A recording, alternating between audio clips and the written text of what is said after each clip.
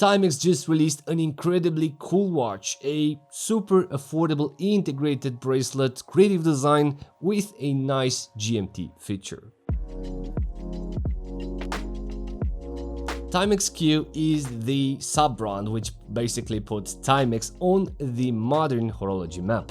I've been there many years ago, and this was the first integrated bracelet design which really showed that the Genta trend is awaited also on the affordable segment. The Q alongside the Casio, the PRX or the Tsuyosa confirmed that the hype is real for quite a few years. So the Timex Q with a bicolor bezel was combining already the hype of the Gerald Genta with a GMT Master 2. As you remember, a lot of people which missed the initial launch paid extra money to have the Q.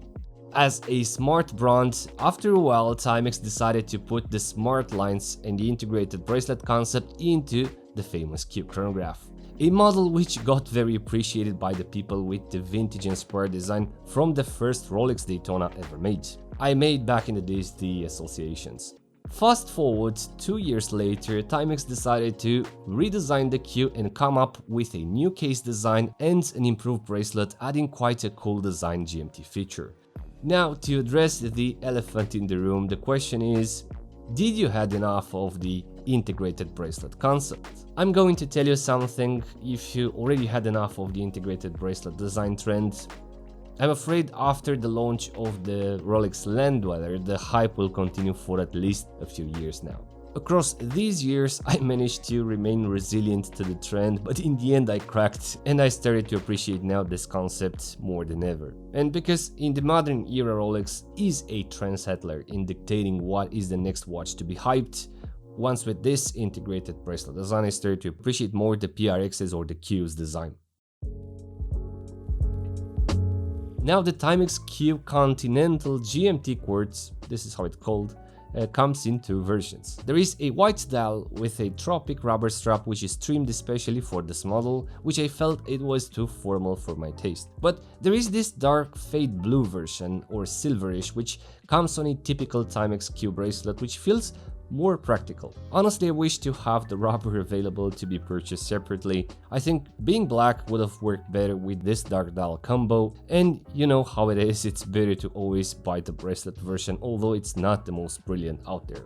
And speaking about that, the bracelet is fully brushed with some discrete polished accents on the bottom of each central link to create those micro brilliance points on a wrist roll. I actually think the bracelet was improved in time. The links are spaced enough now, being also machined to avoid pulling hair or simply to be felt sharp or unfriendly with the skin contact. This version has a decent taper which continues the case angled towards the lug with 3 links, becoming straight towards the end, being closed on an usual small and almost invisible pushpins clasp signed by the bronze. No complaints here, honestly.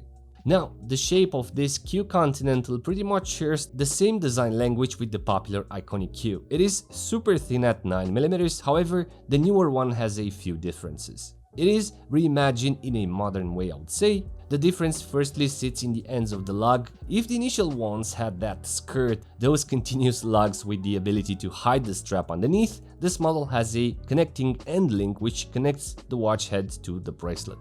This kind of breaks that continuous volume of the case, and I believe their plan is to offer more strap color options for the Q designs in the future, as Tissot did with the PRX.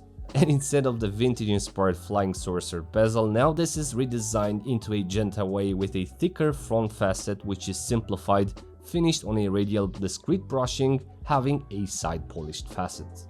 More than that, instead of having a boxed acrylic glass to provide that heritage vibe, the modern Q has a flat acrylic glass which makes it simpler and more purposeful against the relationship of the concentric view. On the macro level, the entire motif of the watch is around that concentric pattern which defines not only the character of the watch but also trims the hour window, which is basically the secondary time zone. Very nice, purposeful and creative. The dial color is gray towards a blue hue. It's cold and different than the stainless steel tone, but I think it works somehow in combination with the red accent of the GMT indicator. This concentric pattern, it is discreet enough to be read on low light conditions, but it gets more visible while exposed to the light, amplifying the idea of a sunburst. I really appreciate how the concentric pattern dictates the dial layout and how the GMT window is trimmed respecting the pattern rhythm. I also appreciate the GMT window, which is wider, showing besides the current one, the past one, also the future one. In this way, it is easier to be acknowledged and to navigate it, having the red triangle on the center. Design-wise, I like how the dial is composed with that metallic Q logo on top, surrounded by highly polished facets and markers, also sword hands. The markers are three-dimensionally faceted and wide enough to host lume on the central facet, but sadly the brand decided to equip this Q Continental GMT with lume only on the sword hands, adding lume also on the lume pip on the second one. It's also nice to see how thin the watch is and how this watch actually works, featuring two discs. Basically, when you pull the crown in the first position and turn the crown counterclockwise, the GMT hour is changing, and the setting hour is indicated by the red hour from the center, where if you want to change the date, that's why the GMT window is larger to see what's coming up. Then from the same first crown position pulled clockwise, the date will change. And then once the crown is pulled on the second position, the normal hour can be set. This movement is called M12L. This time it's specified on the case back, however, there aren't details about the quartz module, but to be appreciated because the second hand is approximately hitting their markers. There was also the Q GMT based on the 3 hands version, an appealing version for sure, however, I much prefer this bezel-less Continental GMT with the bottom window, which I find it more exciting than a classic Q GMT.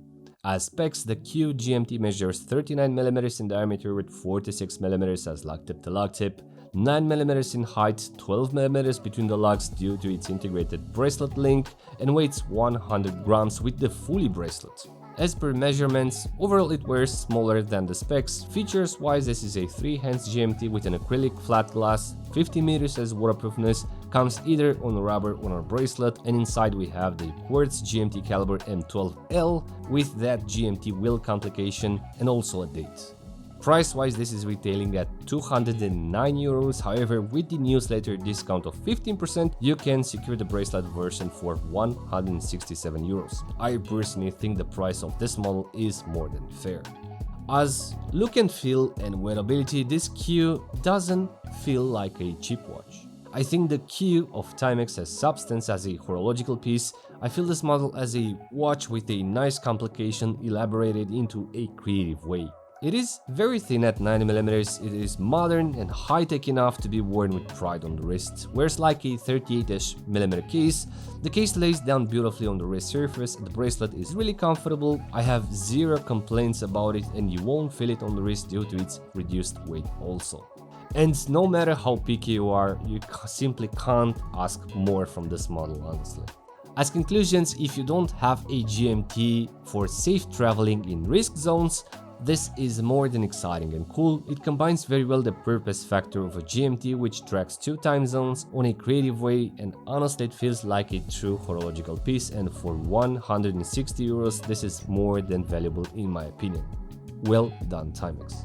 So that's it, I'm very curious to know what do you think about this new Q Continental GMT. Please let me know in the comments below. And as usual, if you're new around, please consider subscribing for future episodes.